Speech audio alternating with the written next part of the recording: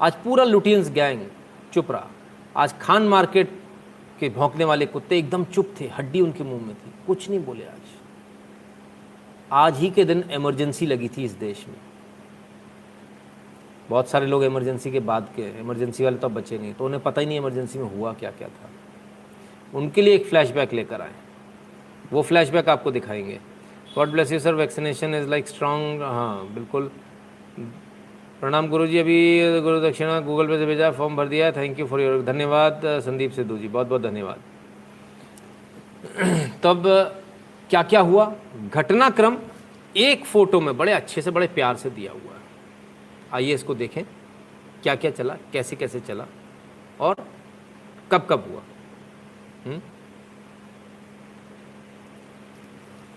1976, 1975 और 1977, ये तीनों चीज़ें दी हुई हैं। ज़रा यहाँ से शुरू करते हैं 1975 से। आखिर झगड़ा हुआ क्या, आखिर क्या ज़रूरत पड़ गई थी कि इमरजेंसी लगाई गई। ये वो ऑर्डर है, 12 जून का ऑर्डर।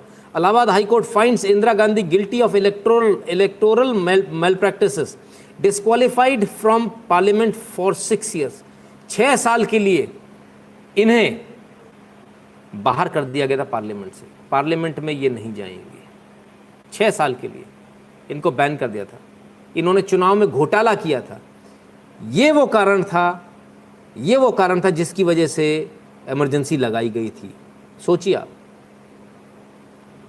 सुप्रीम कोर्ट 24 जून को हाई कोर्ट के ऑर्डर को स्टे करता है और 25 जून को इमरजेंसी डिक्लेयर कर दी जाती है। प्रेस की सेंसरशिप कर दी जाती है। 1 जुलाई को सिविल लिबर्टी सस्पेंड कर दी जाती है। आपके मानव जो आपके अधिकार हैं, जो मूलभूत अधिकार हैं, जो संविधान ने दिए, वो सस्पेंड कर दिए गए थे 1 जुलाई को। जो आप कहते हो ना, ये तो मेरा संवैधानिक अधिकार है, वो अधिकार आपका सस्पेंड कर दिया गया था 1 जुलाई को। आदित्य नाहर जी धन्यवाद। 5 जुलाई को 24 ऑर्गेनाइजेशन को बैन कर दिया था, जिसमें आरएसएस भी थी। आरएसएस को भी बैन कर दिया गया था। 24 जुलाई को Lok Sabha votes in favour of emergency. आप मजाक देखिए, क्या मजाक हुआ था देश के साथ, सबको अंदर डाल दिया। 5 अगस्त maintenance of internal security act imposed, MISA जिसे बोलते हो, मीसा जो लालू प्रसाद जी की बेटी का नाम है, उन्होंने इसी इमरजेंसी के विरोध में बेटी का नाम रखा था ताकि जीवन भर इमरजेंसी ना भूले। आज वही लोग कांग्रेस के साथ बैठे, वही मीसा जो है वो कांग्रेस के साथ है, मीसा भारती।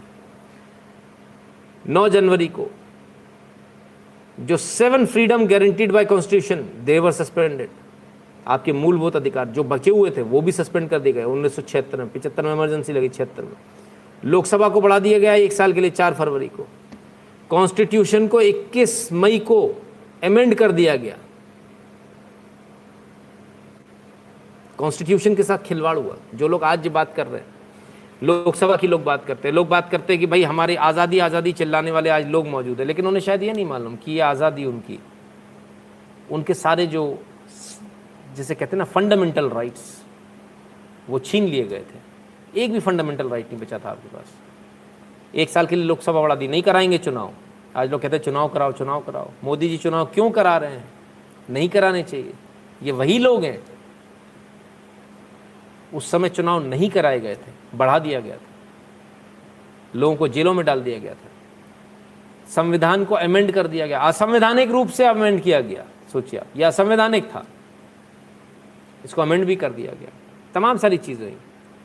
वैक्सीन के दौरान डोज में इन्फेक्शन हो सकता है, लेकिन उसकी तीव्रता कम होती है और शायद घर पर क्वारंटाइन हो सकते हैं। जी हेमंत शाह जी, बिल्कुल ऐसा ही है उसमें।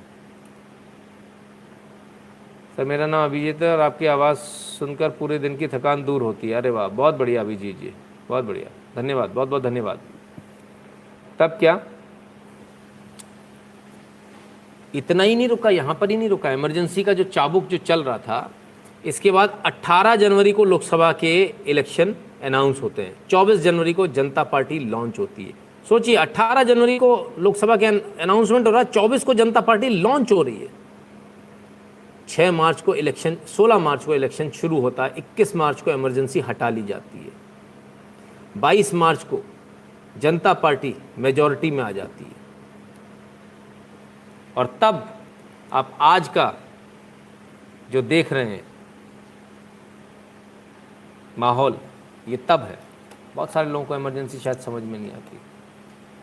और उस समय भी मतलब इस कदर ये हो गया था कि अखबारों ने अपनी एडिटोरियल खाली छोड़ दी थे। इंडियन एक्सप्रेस ब्लैंक था इनका एडिटोरियल, ब्लैंक, ठीक है ना।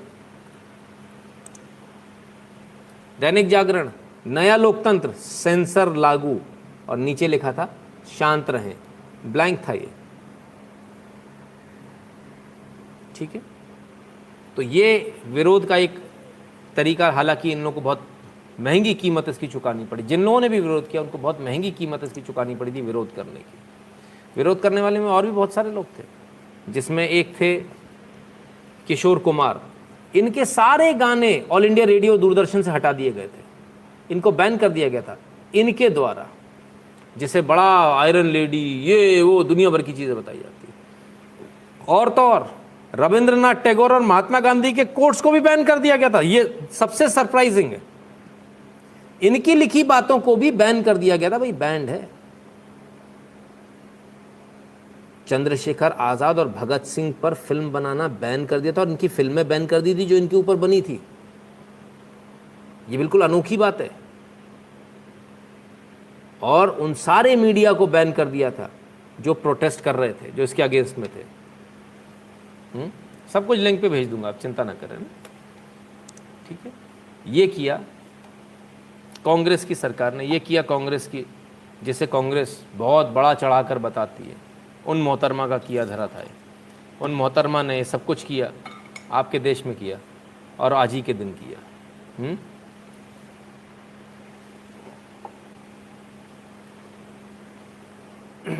आप समझिए, आज जिस देश में आप बैठे हैं, बहुत सारे लोग बोलते हैं मोदी जी ऐसा क्यों नहीं करते थे, मोदी जी वैसा क्यों नहीं कर देते, क्योंकि इमरजेंसी की स्टेज नहीं करनी है हमको, लाकर दोबारा नहीं खड़ी करनी इमरजेंसी की स्थिति, इसलिए नहीं करते।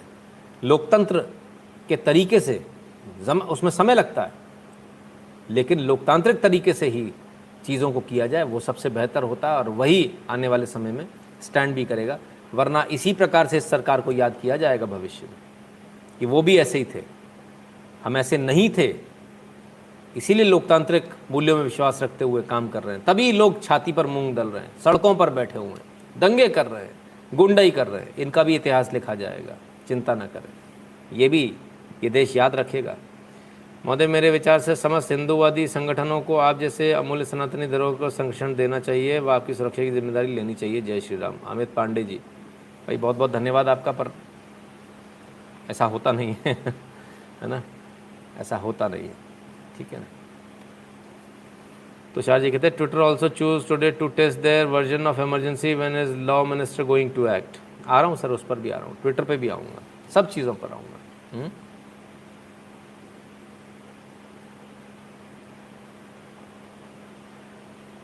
ठीक है। मयंक जी कहते हैं कानून मंत्री का अभिनंदन, जिस ट्विटर पर बैठकर अपना मंत्रालय चलाते थे उसने आज उनको ही बना दिया। बिल्कुल बिल्कुल मनीष जी, आ रहा हूँ, बिल्कुल ट्विटर वाले मैटर पे आऊँगा, एक एक चीज़ पर आऊँगा। लेकिन ट्विटर से ज़्यादा बड़ी बात, हम इस प्लेटफॉर्म पे इस लाइव के माध्यम से लगातार आपको कुछ बताते आ रहे थे। हेमंत जी कहते हैं इमरजेंसी के चलते गुजरात में नवनिर्माण आंदोलन शुरू हुआ था, जिसका नतीजा जनता पार्टी का गठन। बिल्कुल, लगातार हम आपको बताते आ रहे थे। और जब से कोविड शुरू हुआ था, जब से पीक आई थी ऑक्सीजन की डिमांड को लेकर, लगातार हम आपसे एक चीज़ कहते आ रहे थे, इतनी ऑक्सीजन की ज़रूरत ही नहीं है दिल्ली को, इतनी ऑक्सीजन दिल्ली में आवश्यकता ही नहीं है। दिल्ली में ऑक्सीजन की कालाबाजारी हो रही है, जानबूझकर एक फेक नैरेटिव क्रिएट किया जा रहा है। ऑक्सीजन नहीं चाहिए, फिर भी कहा जा रहा है ऑक्सीजन चाहिए। दिल्ली के जो प्लांट्स जिनमें ऑक्सीजन बनती है, उन प्लांट्स को बाकायदा बंद किया गया केजरीवाल द्वारा। जब प्रेशर पड़ा तब 20 दिन बाद खोला गया। 20 दिन अगर पहले खोल लेते, 400 सिलेंडर पर डे की उसकी कैपेसिटी थी। जरूरत नहीं थी ऑक्सीजन की, लेकिन फिर भी ऑक्सीजन मंगवाई जा रही थी। हम लगातार इस बात को कह रहे थे। बहुत सारे लोग शायद इससे सहमत नहीं होंगे, बहुत सारे लोगों को लगा कि पता नहीं ऐसा है। टाइम्स ऑफ इंडिया ने आज खुलासा किया, कोविड-19 Delhi inflated oxygen need by 4 times during peak, says SC panel. Supreme court के पैनल ने कहा, हम नहीं कह रहे। 4 गुना ज्यादा आपने बढ़ाकर बताई डिमांड, वो भी तब जब लोग सांसों के लिए तड़प रहे थे, जब लोग मर रहे थे, जब लोगों की सांसें उखड़ रही थी, जब पूरा देश एक एक सांस के लिए, हजारों लोग मारे गए हैं इस देश के अंदर ऑक्सीजन की कमी की वजह से। लोगों ने अपनों को खोया है, अपनी आंखों के सामने वो लोग मरे हैं जो उनकी गोद में मरे हैं। जिनकी वो छाती को पंप करते रह गए, सिर्फ इसलिए कि उनको ऑक्सीजन नहीं मिल पाई। जानते हैं क्यों? क्योंकि दिल्ली ने ऑक्सीजन के टैंकर बुला के खड़े कर रखे थे। दिल्ली ने ऑक्सीजन के टैंकर कहीं जाने नहीं दिए देश में, देश के दूसरे किसी देश पार्ट में, दूसरे किसी प्रदेश में जाने नहीं दिए।